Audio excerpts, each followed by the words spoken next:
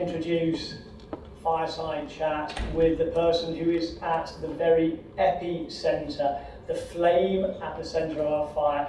Please give a massive welcome to the current trustee, Marion King.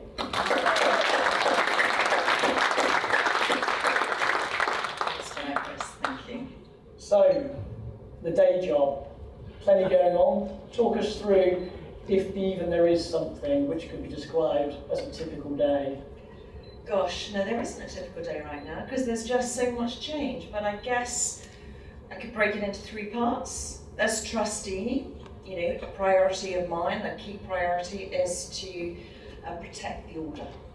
Make sure that what we've built, what we've done, what the banks have done, what CMA9 have done, what CMA have done, is maintained, is monitored, and continues to provide a quality level of service. So make sure that what we've done doesn't lose momentum and doesn't weaken in any way. Second priority is running the business. I don't do that. Hank, who's here, does that together with some of his team. Hank, team are dotted around as well, to ensure that the business runs effectively, efficiently. Heather is here, who's responsible for making sure it works every day and that products continue to improve and learn. So running the business. And then the third piece is that acronym, which has become a word in its own right, which is JROC. And we had the JROC roadmap in effect, delivered in the early spring, and now we're in implementation mode. So there are 6 work streams. Open banking runs 3 of those 6 and supports and feeds into the other 3. And we can talk about that probably a bit later on.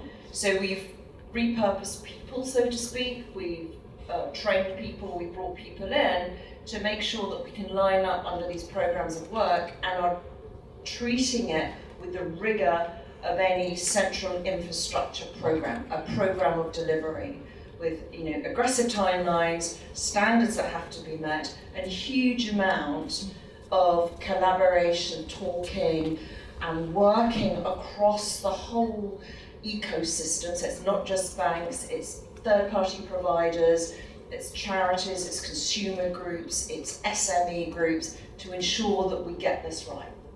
It's an incredibly exciting time. What was it particularly that appealed to you in taking on this challenge? Because it's at a bit of a pivotal stage, and for me, looking at open banking really being about using the faster payments rails to open up payments, provide competitive, innovative products. For me, it was unfinished business, Chris. Yeah. I ran VocaLink from 1992 to 2011, and launched faster payments. What happened on my birthday? How many years ago was that now? About 15 years ago, as we launched it on my birthday in 2008. So faster payments, is 15 years old. So it's unfinished business now, Chris. We need to do more with it. We need to make interbank payments a key part of a data sharing economy to enable financial health to be in the control of consumers and businesses. And you've been in the role a little while now. What surprised you being in role from being outside and coming right into the midst of it? What surprised you? What eyebrow raising moments have you had that you're prepared to share with us? Yeah, I'm glad you put that last sentence in. I've been in role, 5-6 months. I think the first thing that has surprised me, and I say this with all honesty and candour, is the level of expertise and deep understanding of what we're doing within the open banking team, within the CMA9, and within the regulators as we all learn together. This isn't sort of best efforts work. This is a really focused, highly motivated opportunity, and it's highly motivated because individuals understand the potential that we haven't unlocked as an economy, and I mean that sincerely. The other thing that's made me gasp a couple of times is the complexity of the regulatory arena. A consortium of regulators is interesting. We're doing a pretty good job, but it's about navigating that. It's about navigating a regulatory framework that needs to be there, a trust framework that needs to be there, and then how we move that into a sustainable, open finance ecosystem that works for all, because there's some big gaps. And that has surprised me that there are still big gaps, I think.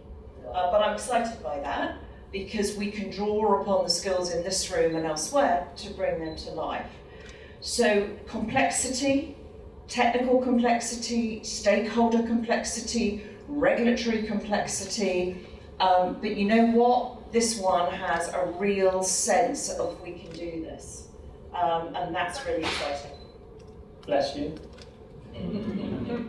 Would you like to have a stab at a collective noun for a group of regulators? We'll move on now. We can come back to that. Our ideas from the audience also welcome during drinks. I think I'll message you on that. Heather will provide a prize for the best collective noun for that. It's good to have competition.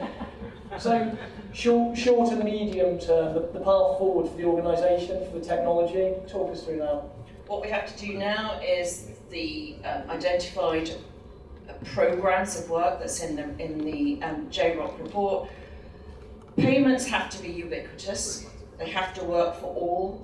We have to have common standards. We have to have certainty and trust. So levelling up, it's called. This is about expanding open banking. It's about making sure we get consistency. And there are customers in the audience where we've seen inconsistency. Consistency across the CMA line in terms of availability, access and performance. We need to see this spread across a wider economy with more participants engaged. We need to make sure our APIs work and do the things we want to do, and there's the opportunity for what we call premium APIs and how different business models can evolve from that. So there's a lot of work to do in making this economy-wide and ubiquitous. We also are looking at and working on consumer protection. You know, it's one of those things that's unfinished business as well, in that we launched real-time interbank payments. Never even imagined that it would be used for consumer everyday payments. It was for transferring between banks. It was for you to move from one account to another. It wasn't envisaged in 2008 that it would be used for point of sale and online payments. And therefore, we don't have the consumer protections in place for when a payment goes wrong. Card schemes have chargebacks, they have guarantees, etc. We don't have that, and we need it. And it's not beyond the art of the possible. It just isn't, but we just need to get that in place and make sure that it works. And then there is the whole piece around fraud, exchange of data. Fraud is epidemic. It's far worse than the numbers we see, because so many people who are scammed don't declare it because their life's been ruined and they're terribly embarrassed. How horrendous is that? So there has to be more work that's done around fraud protection. But you know what the essence of it, Chris, is exchange of data. You know? So it's kind of getting every company involved in financial services used to exchanging data. You know, it's not about exchanging confidential, commercially sensitive data. It's about exchanging structured, anonymized data that enables us to make better decisions and provide better services to our customers. So a lot to do in that arena. Completely. I think the point you make, it is an epidemic of fraud. There's no two ways about that. And perhaps one of the things that we could all do collectively is do everything that we can to stop, as you say, the shame of the scam. There's no shame in it. People need to be enabled to talk about that. So for clarity of the picture, and then some more robust responses can be put in place. Exactly. So moving forward a bit into the future, the optimal open banking, open finance everywhere, if you will. How do we get there? Gosh, big question, but we're starting to get the pieces in place to enable this to happen. Notwithstanding it takes time, but we need to move at pace, but we have to get it right. And I'm interested, in Helen's comments on Brazil, and it's really interesting looking around the globe to see what's happened. We have to do it at pace, but we have to get it right.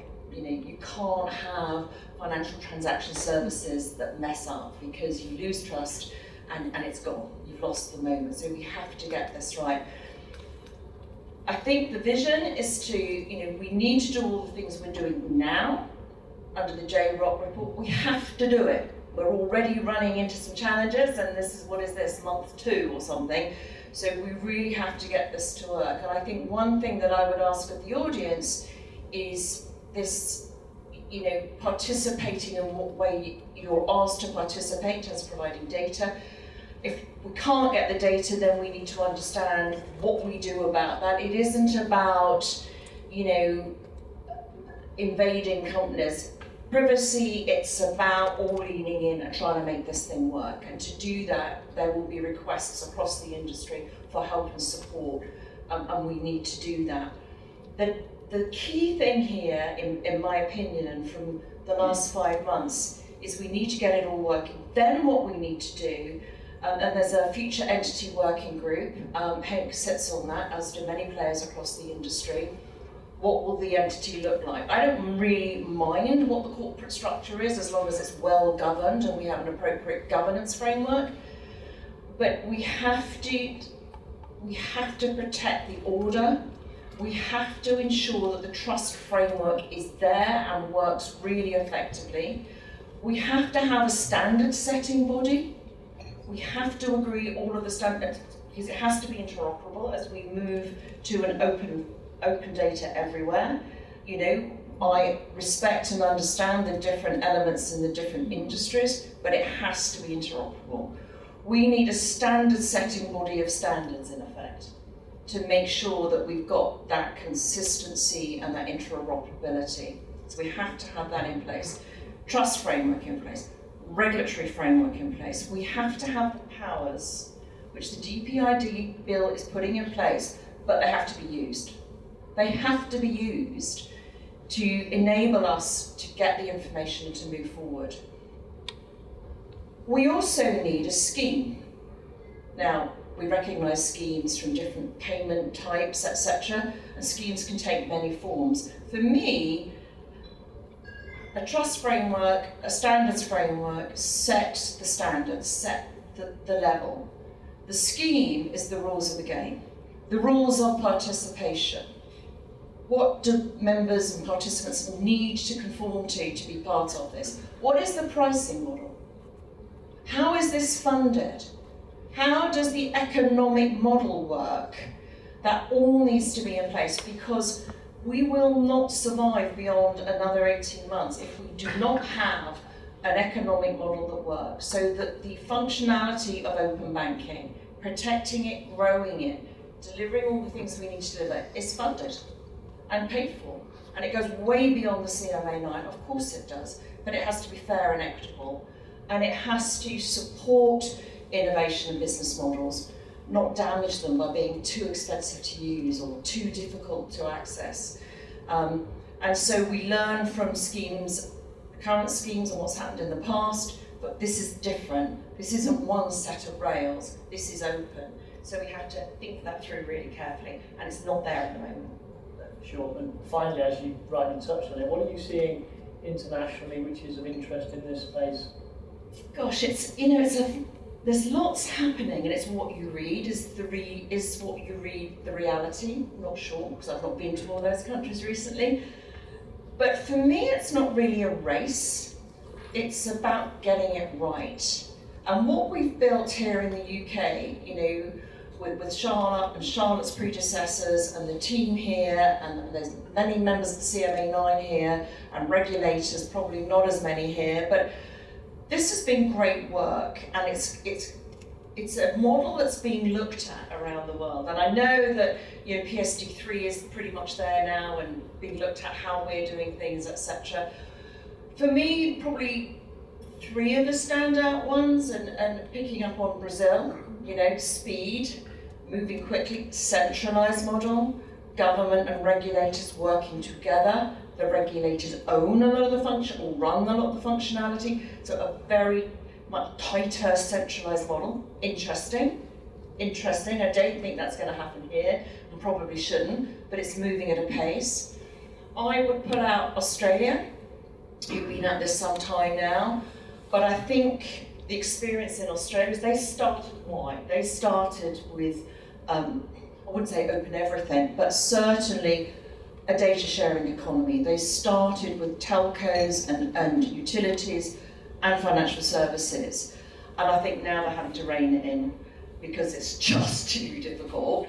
Not saying they're failing, I don't think they are, but it's tricky to get all of these frameworks in place cross-industry, because different industries have their own way of doing things. What we need is that sort of interoperability. So Australia are now starting to rethink some of the things they're doing. And I guess the third one might be India.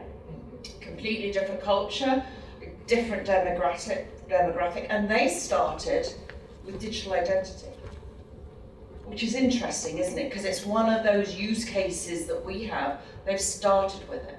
Now, maybe that's important because of the scale of the population and the challenges in managing that, but that's where they started, and it was mandated.